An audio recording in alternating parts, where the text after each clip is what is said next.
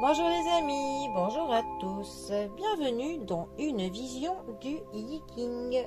Nous sommes samedi, le jour du Yiking, qui je le rappelle se pratique avec 24 baguettes ou avec 3 pièces, comme ceci. Et cela nous donne des hexagrammes, qui sont une succession de petits traits. Et chaque hexagramme se rapporte à une pensée sur laquelle nous pouvons philosopher. Mais bien heureusement, ils en ont fait des cartes oracles. Alors, sur quoi allons-nous philosopher aujourd'hui? Voyons voir.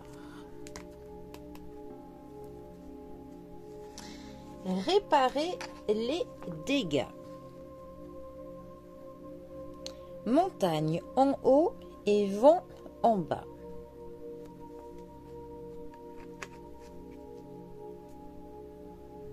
Alors, réparer les dégâts. Quand quelque chose se détériore, il faut réparer les dégâts. Dans notre société, la tendance à se croire tout permis et la corruption se répandent comme de mauvaises herbes dans un jardin mal entretenu. Il faut prendre des mesures vigoureuses pour les éradiquer. C'est pas faux ça. Éliminer la corruption et le laisser aller qui l'a fait naître est un projet d'une grande noblesse car il ouvre la voie à de nouveaux départs. Ces efforts de réparation mènent à la réussite suprême. L'heure est à l'efficacité.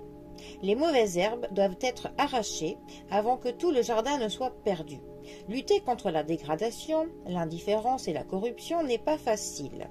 Les étapes doivent être réfléchies et planifiées avec soin avant de passer à l'action. Résistez à la tentation de vous précipiter. Rassemblez des forces autour de vous et mobilisez vos ressources intérieures, car empêcher la dégradation exige un effort important. Lorsque vous serez prêt à agir, faites attention à la façon dont vous allez procéder.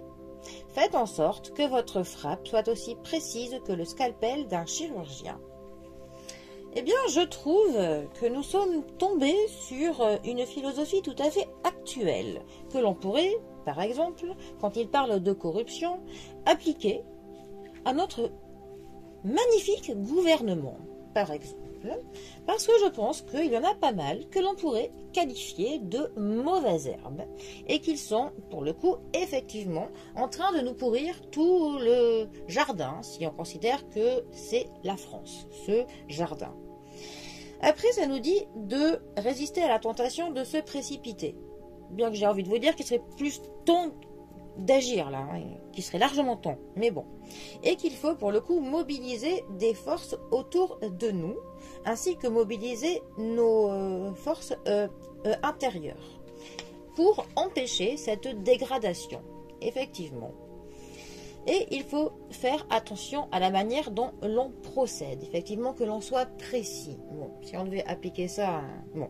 Mais sinon, nous pouvons aussi appliquer cela à notre vie de tous les jours. Effectivement, que parfois, quand on laisse un mal se propager, eh bien, ça prend de plus en plus de place. Et même si au début, ça ne concerne qu'un seul domaine de notre vie, eh bien, après, ça va empiéter sur un autre, puis un autre, puis après, ben, ça va être tous les domaines de notre vie qui vont souffrir de ce dégât, d'où on dit des dégâts collatéraux, parce que cela se propage.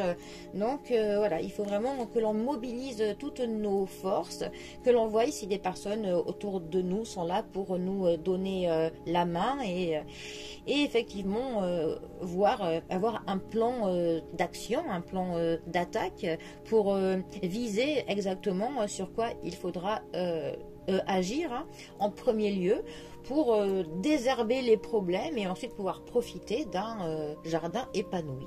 Voilà. Bon et bien, les amis, je vous laisse donc méditer sur cette pensée du samedi. Profitez bien du week-end et moi je vous dis à bientôt pour un prochain tirage. Allez les amis, à bientôt, bisous à tous.